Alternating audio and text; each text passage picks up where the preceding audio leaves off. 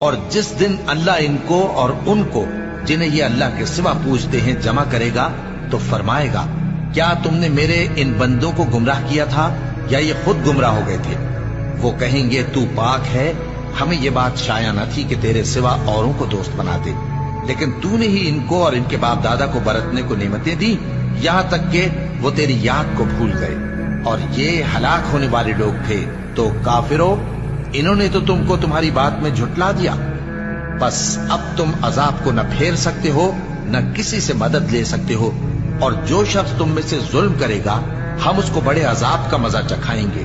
اور ہم نے تم سے پہلے جتنے پیغمبر بھیجے ہیں سب کھانا کھاتے تھے اور بازاروں میں چلتے پھرتے تھے،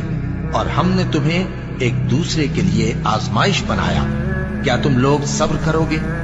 اور تمہارا پروردگار تو دیکھنے والا ہے۔